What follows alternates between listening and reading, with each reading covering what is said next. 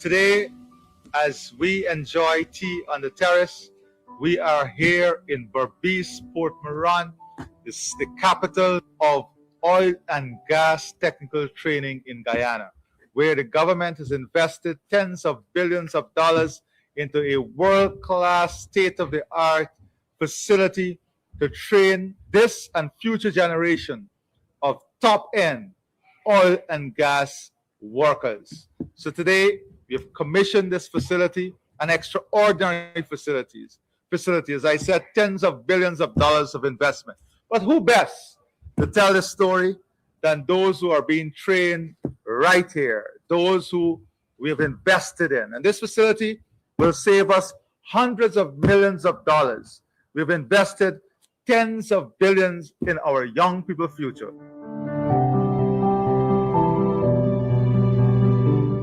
To welcome everyone here, including Mr. President, the First Lady, all the special invitees, Exxon's official, LCI. I'd like to welcome you guys. I'm going to take you, I'm an electrical trainee. I went to Canada, the previous batch, but now that's going to be eliminated and all the training can be done right here in Guyana. So I'm going to take you guys to show you the electrical department and what the intake 5 trainees are going to be doing here. First, I'm going to take All right, before you go, tell me how your training is different from a typical electrical engineer or electrical technician training. Okay, so personally for me, I went to GTI in Georgetown a few number of years ago, and they don't have, I mean, I don't want to say anything bad about the facility because GTI taught me what I know today, but they don't have nowhere near the facilities, the technology, the equipment that is here present at this new facility. No, but that's this new facility. But what is required of your skill set additionally to function in this sector? The training that is provided here, that is what is allowing me to function. The international certification, yeah, right? Because to work on the FPSO, you have to have a specific certification. You have that now? Not yet. But you'll get that through this facility. Yeah, in a few months we're gonna finish that. Okay.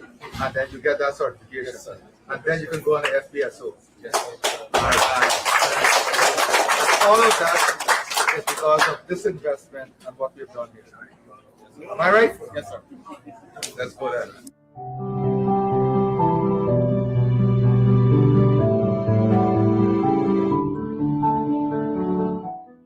Where are you from? I'm from Good Fortune Region 3. And what you used to do before? I was an electrician at Geisico. And then you came into this program. Yes. And how you found this program? Very interesting. Take me to the next level? Yes. Because it's like more advanced to what I had Geisico is like really upgraded the technology and everything. And you feel on top of the world now? Kind of. Yeah. Tell us now. Go ahead. So today I'll be explaining what a PLC is, a programmable logic control. Basically, it's like the brain of a upgraded modern industry. So a PLC works just like a human brain. Human brain needs signals from your 5 senses to operate your brains. So this is PLC needs signals and alarms to operate. So this PLC have a fail safe. So as you can see, this is the basic traffic light. As everyone knows, we have traffic lights in Thomas, right? So this is a basic traffic light system. The PLC is programmed this traffic light to work so that 2 red green lights cannot face each other at the same time.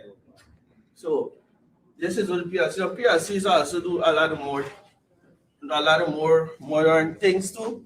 Like this is also a next program is a stamp and clamp machine. Right. So the PLC that you're trained on has also predictive modeling, right? Yes. For example, go back to the same traffic light. The difference with somebody who trained 40 years ago and you is that in this system, you're trained in the predictive modeling, where the traffic light can look at the traffic and make its own decision on how to orient it. Am I right? Yes. And that's the difference with the past and the future, right? Each machine costs $30,000 US. Just imagine that. Just one machine. Each one of these machines. And I want young people to understand this and the country to understand this. Let's just start from the machine. Each one of this machine costs $30,000 US. That is how the invest. That is how the investments are made. That is how investments are made in our people, in the future, in our young people, in skills development, in workforce development. That's just one example. Yeah, good afternoon, everyone. Primarily all the way from Seattle and Morbius. Kellan Morbius. Well, this is a project that we're going to cover later on in the semester. As you can see, we have all the layouts here for reverse and motor starter, which basically control the stop start and the motor correction by changing the frequencies. So we didn't have everything up to show you, demonstrate it, as we will cover it up. What I have here shows everything about safety, right? And this is a category 4 arc flash tube. Category 1 and 2 is basically medium voltage. 3 and 4 is for high voltages. For those who don't know, arc flashes can occur from 110 to 220, which is basically house voltages, and can exceed from 480 to 1000 and beyond. It could go up to 13,000 degree F, which is 3 times hotter than the sun. So this is a category 4. And This can protect you against that. yeah, this could protect you. This here is a shepherd's hook. Normally when we use this, it's for energizing or de-energizing high voltage switch gears. So we always have a standby personnel with this here, waiting to yank you in case you left on.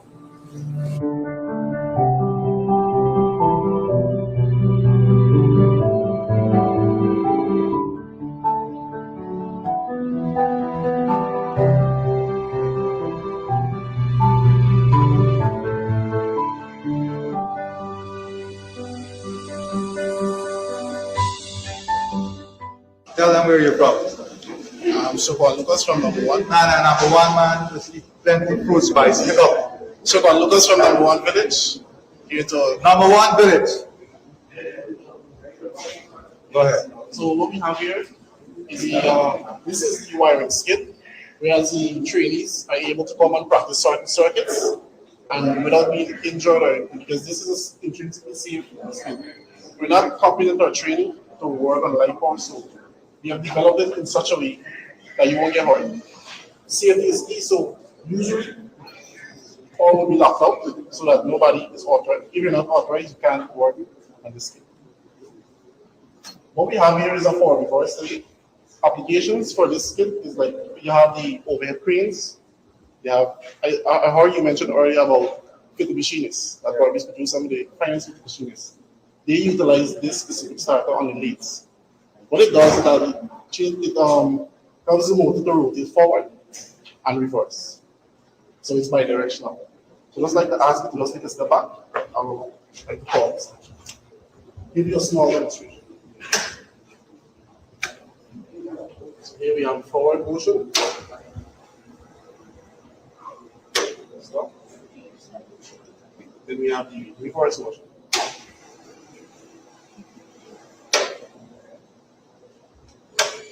And that is basically for this skid. A number of other circuits can be done, but today we will just be demonstrating the forward reverse. Cost of just this simple piece of equipment here, and you see how many are in these rooms, is like 30,000, 25 to 30,000 US dollars. So again, you see the magnitude, Kati, the magnitude of investment that we're making. Each piece, each little piece, like you see all around here, tells you the quantum of the investment. And we are proud to do it because of you guys. We are proud to do it because we want you to be the best you can be for yourself. Good afternoon. Nice to meet you. Again, I hope our base is listening. Tell them where you're from. Adelphi East Kanji Burbis. Tell them what you do. I'm an electrician. What you used to do before. I used to work at PGM. Electrician. Wire house also? No, industrial electrician. Okay. Yeah. And how is that different from what you're doing now? It's similar. We just are getting better equipment to work with. You're getting modern, Yeah, modern equipment to work with. using technology, Yeah. beating yourself into the future. Yeah. All right, tell us. Hi, First Lady. Good afternoon. How are you, everybody? Good afternoon. Well, this afternoon, this skid here, this electrical skid, is wired to monitor power factor and as well as to correct it. What it is, can you explain me a bit while I say this?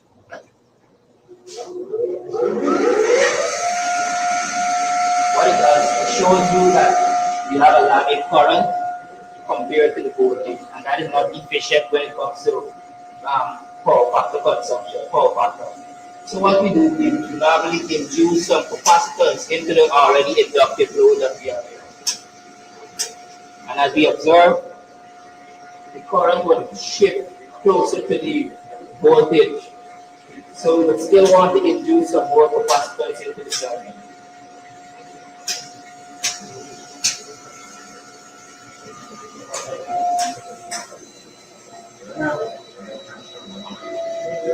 What we aim for in the industry when using electricity is a 0.9 to 95 power factor. So that is what we would normally aim for. Anything below that is considered bad, and we're not using the power that we're paying for efficiently. Yeah.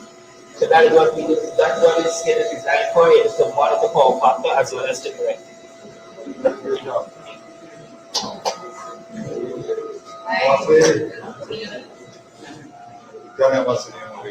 Hi, good afternoon. My name is Nessa Rose, and I'm from the mighty town of Linden. Okay, then good afternoon, everyone. This afternoon, I will be demonstrating a simple RLC circuit. So, an RLC circuit consists of resistor, inductor, and capacitor. It can either be connected in parallel or series. It is widely used in radio tuning, oscillators to create AC signals, and in filters. So, understanding the RLC circuit is important to know how each component work together and also how it functions individually. So, if we look there, if I put some resistors into the system, we'll see that the current and the voltage unite as one. But if I increase some inductor, you will see that my current lags, as my colleagues say, the current lags in inductor. Now I'm going to increase some capacitor in the system.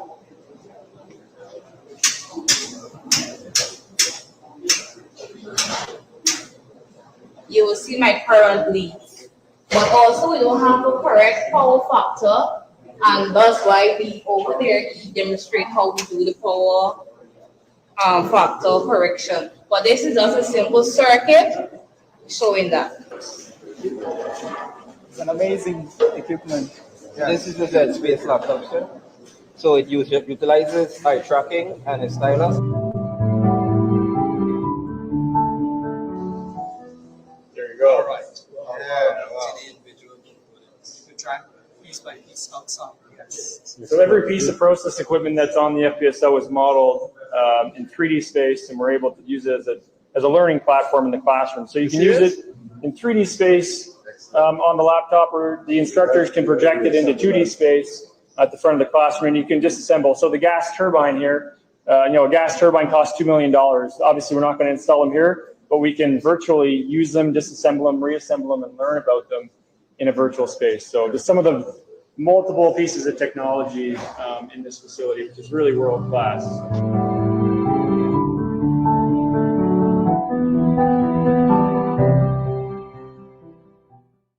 I'm Alvis Moore, Instrumentation Technician Training assigned to SBM Offshore. Where are you from? I'm from Victoria, the Forest Village. All right. Now listen to this. We just went through the electrical aspect, where the average cost of every piece of equipment there is $30,000 US. Here, these young people here in Guyana being trained on equipment where every piece you see here, every piece is approximately $180,000 US. Just imagine the investment we're making in our young people's future. Every single piece you see. My role today is basically to give you a quick tour of what instrumentation really is. Now, in essence, it's basically science and technology of using instruments to monitor, record, and control physical variables. And in so doing, you can control a process. Now, without any further ado, I'm going to start off by having the training pressure calibration.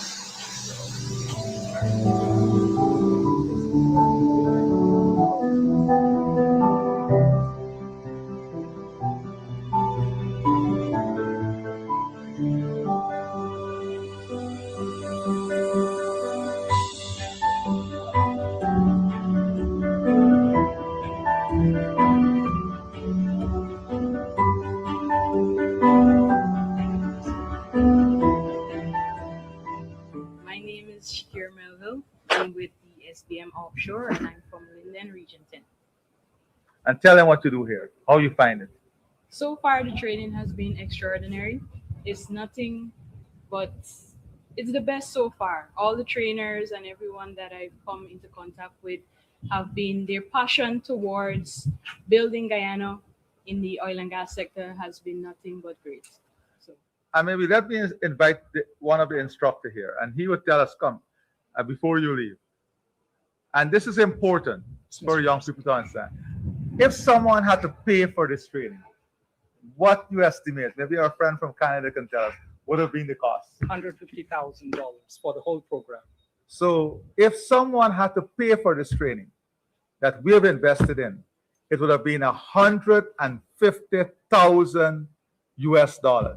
That is the investment we are making in each one of the young persons here.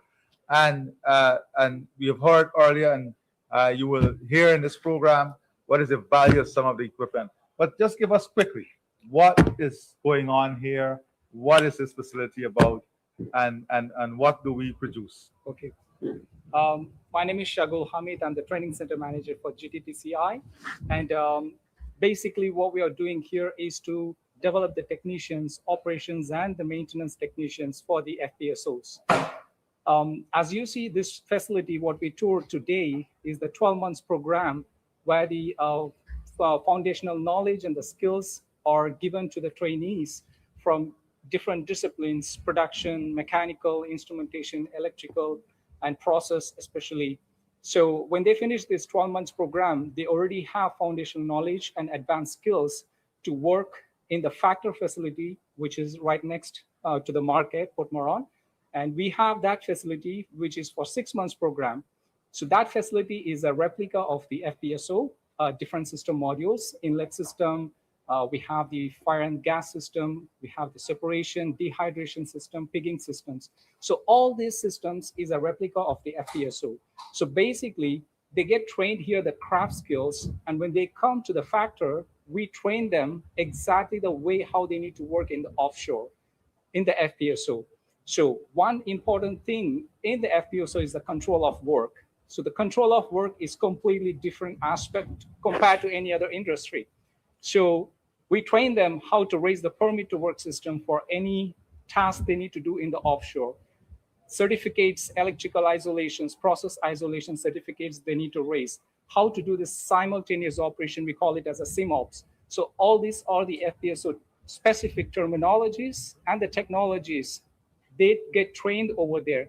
Basically, this 18 months program will reduce 18 months of being in the offshore and getting trained, because every POV is a very expensive. One person going offshore is helicopter and a lot of resources. So that particular cost is completely reduced in this facility. Beautiful. Come, we hear from these two young men here now. Don't go away. tell us about your experience. Tell us where you're from, what you used to do before, and how this is going to make you into that champion. Okay, my name is Danraj Kishun. I am from Region 3. I am with SBM Offshore. And since before joining the company, I was just a normal electrician. I ventured into joining SBM Offshore, and I'm into this training program now. Since into this training program, I have learned so much information. It's exceeding, as my training center manager just mentioned. It's so much. They teach you fire and gas, control of work, permit system. So they're basically preparing you for when you go offshore. You're already equipped with the tools necessary, to perform your job, safely and effectively, because that's the goal of our company. Let me introduce a gentleman from Canada who is with us from day one, leading the training in Canada and now bringing this knowledge, transferring this knowledge to Guyana. Maybe we can hear from you what it was like with students going to Canada and how this now transferred that entire knowledge set to Guyana, adding to local content. Absolutely. Thank you for having me, Mr. President. My name is Phil Duty, and I represent Learn Core International. We're an extension of Cape Breton University. We've played a very privileged role in the nationalization of the offshore Guyanese workforce. Beginning in 2019, we welcomed the first cohort of students to Cape Breton University, where they completed the 12-month program. We completed that exercise 4 complete times, and we've been incredibly fortunate to continue on our journey here in Guyana at GTTCI, the world-class facility. And we were responsible for procuring, transporting, installing, and commissioning all of the equipment that you see today, which is unmatched in Guyana, certainly. I would argue, certainly in the region, in the Caribbean, and in the world, quite honestly. So incredible facility, incredible investment by the government of Guyana, and we're just very happy and honored to be a part of that journey. We have two persons here, Cathy Smith from the Georgetown Chambers and the Minister of Labor.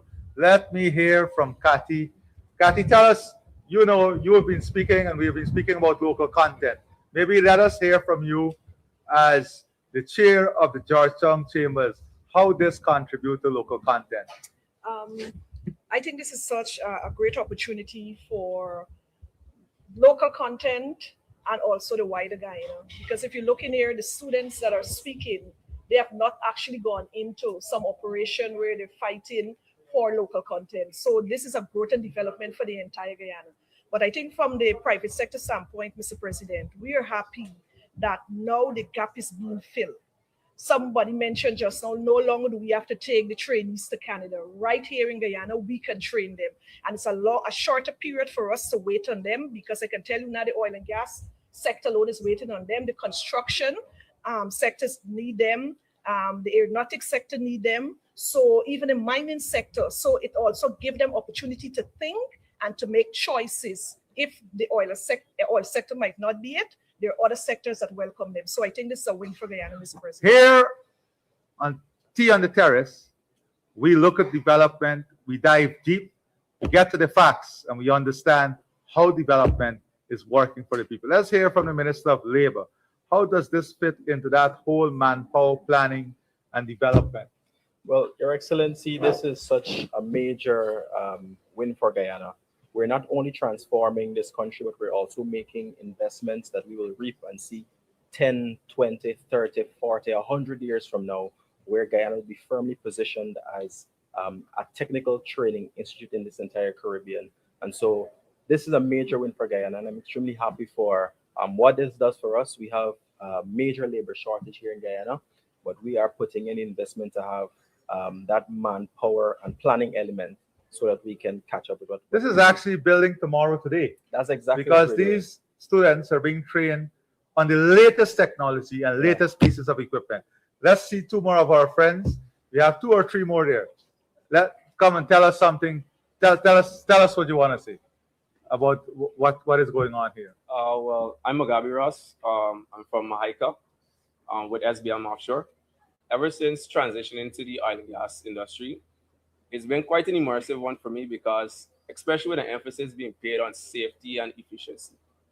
Because one of the major things they always speak about is that where you're going to work, you have to make sure you have to be safe. Procedures and all these things, just like my training manager mentioned, we are allowed to practically and theoretically perform all of these tasks right there at the Factor facility, which has allowed me, personally, for myself, develop myself, my skills and everything. Brilliant, brilliant. My name is Xavier Johnson. I'm from Barbados actually, and then I went to Georgetown where I studied electrical engineering. Then I came across SBM where I applied and got through. SBM has given us the opportunity, all of us, to take our career to that next level. And you know, the fact that we have the training facility here now in Guyana, we bring Canada to us, you know, in a sense. So you think the government made a good investment? Yes, it was a good initiative from the government, and also it will give young Guyanese the opportunity to be able to gather this training if they want to go work in the oil and gas sector or any other sector, because of the technology that is here and all the equipment. Beautiful. I see down the corridor, I see the Minister of Tourism, Industry and Commerce. Now, I noticed a building, and maybe all of us noticed, a beautiful, modern, world-class, state-of-the-art building going up right next to this facility. So, Mr. President, everybody, over there is going to be the Hospitality Institute. World-class. World-class, international standard Hospitality Institute. Mr. President, you are building a Guyana that did not exist 5 years ago. And I hope all of these young people here today understand that this would not have been possible if you didn't have a president who had a vision to create a Guyana that you are now living in opening up new opportunities here at this technical training college. And So, the Suzanne, how many hospitality. persons will be trained over there? You anticipate thousands? Thousands of people will be trained to Beautiful. enhance our tourism and hospitality sector, a sector that you are investing heavily in for Guyana. And what? Billions of dollars of investment there. Absolutely, billions of dollars. Training the next generation of young people. In a And that diversified tell economy. you how serious we are on tourism and hospitality. Absolutely. You have oil and gas over here, you have tourism and hospitality over there. A true example of diversifying our economy. Beautiful. Thank you. We're going to come back and talk a bit about I that. would like to add one more thing. Tell me. Right. So, as President mentioned, it's one of the 8 facility exist in the world. And Repeat that. This is one of the 8 facilities in the entire world. This is incredible. But I work with 4 more facilities for Exxon in Papua New Guinea, in Malaysia, Trinidad, and other projects. But I have to say that this is amazing, incredible. The instruments, the equipments, what we have is the latest technology. And also what we are trying to do is get the local, workforce trained as not only as an oil and gas technician, but also in this facility. Our course is City and Guilds accredited. It's a world recognized accreditation course, 18 months program. So the support staff, what we have is the training coordinators are getting used to these curriculums. We are developing the maintenance technicians to the international standard level of preventive and protective maintenance in this facility.